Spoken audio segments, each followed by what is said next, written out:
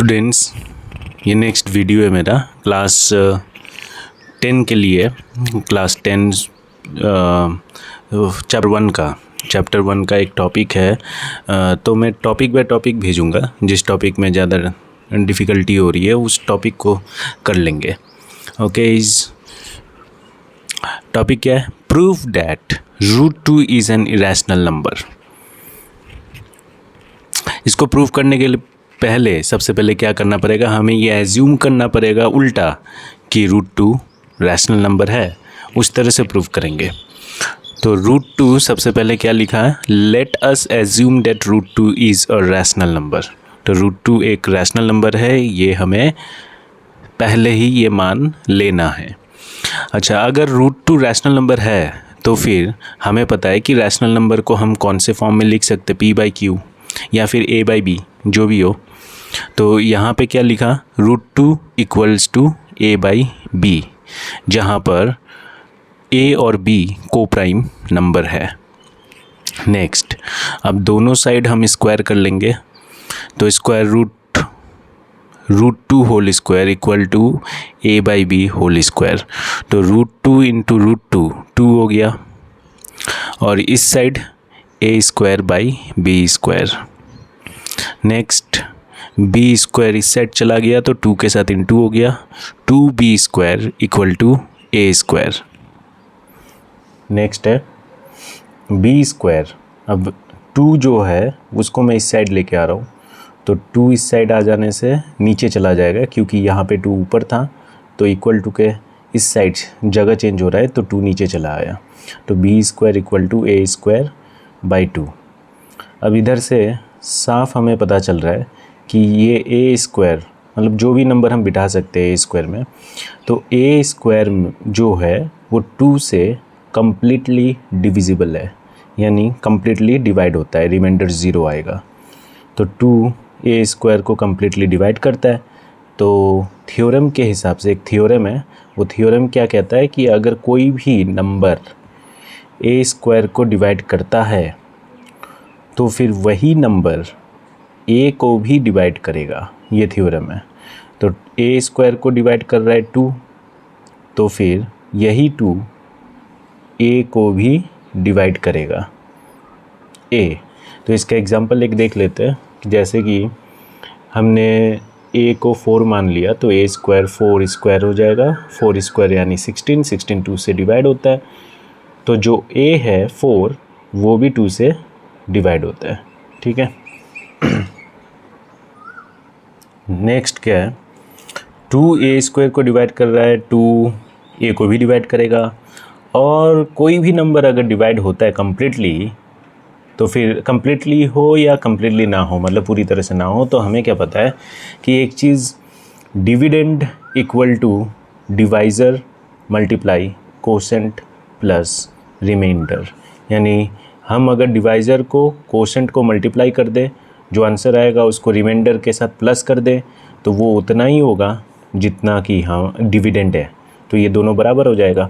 ये भी हमें बचपन में, मतलब क्लास 4 या 5 में शायद बताया गया था ये, राइट।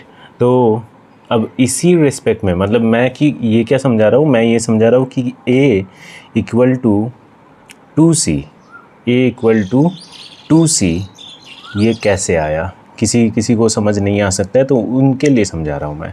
और जिनको समझ आ गया ऑलरेडी, फास्ट फॉरवर्ड। तो नेक्स्ट है, तो जैसे 6 को डिवाइड कर रहे 2 से, तो 2 3 6 माइनस 0, रिमाइंडर 0 आया। तो डिविडेंड के जगह पे 6 लिखा, डिवाइज़र के जगह पे 2, कोशेंट के जगह पे 3, एंड रिमाइंडर 0 है तो +0। 2 3 6, 6 + 0 6, तो इधर भी 6 सेम वे में A को जब हम डिवाइड कर रहे 2 से, कौन सा नंबर है A के अंदर वो बात की बात है, लेकिन जब A को हम 2 से डिवाइड कर रहे हैं तो कोशेंट क्या आएगा? कुछ भी हो सकता है, क्योंकि हमें ये नंबर ही नहीं मालूम कौन सा बैठेगा, इसलिए कोशेंट भी नहीं मालूम। तो जो भी हो, कोशेंट को हमने क्या रिप्रेजेंट किया? C से रिप्रेजेंट किया। तो 2 C A, जैसे 2 3 6, तो उसी तरह यहाँ पे कोई ना कोई नंबर बैठेगा जिसके साथ 2 मल्टीप्लाई कर रहे, तो ये a आ जाएगा माइनस करके 0। तो डिविडेंड के जगह पे a, डिवाइजर के जगह पे 2, क्वोशंट के जगह पे c एंड रिमाइंडर्स 0। तो यहाँ पे 2 into C, 2c, wow 2c plus 0 plus 0, 2c plus 0, इसका मतलब 2c, a equal to 2c। Oh my god. तो वी हैव टू सी या, तो अच्छा जो भी हो, a इक्वल टू 2c इस तरह से हो गया, ठीक है।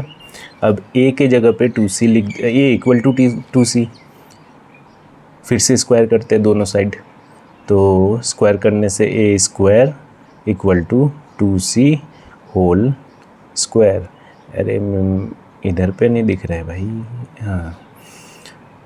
अब इधर हमने देखा था a स्क्वायर बराबर 2b स्क्वायर, उसको पुट कर देते हैं यहाँ पे 2b स्क्वायर a स्क्वायर के जगह पर एंड 2c होल स्क्वायर। तो ये कितना हुआ 2b स्क्वायर और यहाँ 4c स्क्वायर। तो हम लिख सकते हैं b स्क्वायर इक्वल टू 2, इधर पे इस साइड चला जाएगा तो नीचे 4 से 2 डिवाइड होगा, डिवाइड होने से 2c स्क्वायर हो रहा है। तो फिर से अगर हम इसको ठीक से लिखें तो 2 इस साइड चला जाएगा तो b स्क्वायर बाई 2 हो रहा है। इसका मतलब b स्क्वायर को कौन डिवाइड कर रहा है 2, तो हम लिखेंगे 2 divides b square, therefore 2 divides b also। अच्छा 2 डिवाइड कर रहा है यहाँ पे a और b दोनों को, और को प्राइम नंबर हमने लिया था, एज्यूम किया था a एंड b, तो a और b जो है वो को प्राइम है। को प्राइम यानी ऐसे नंबर्स जिनको सिर्फ 1 डिवाइड करता है, लेकिन यहाँ पे a और b दोनों को, तो यहाँ पे a और b दोनों को 1 के अलावा 2 भी डिवाइड कर रहा है, तो a और b को प्राइम नंबर नहीं रहे, और जब को प्राइम नंबर ही नहीं रहे तो a और b रैशनल नंबर कैसे होगा। जब रैशनल नंबर नहीं होगा तो √2 भी रैशनल नंबर नहीं होगा। तो इसलिए a and b are not co-prime. This contradiction arises because we took false assumption, therefore √2 is an irrational number. हमने assumption जो किया था, assume जो किया था वो गलत किया था, वो रैशनल नंबर नहीं है, irrational नंबर है।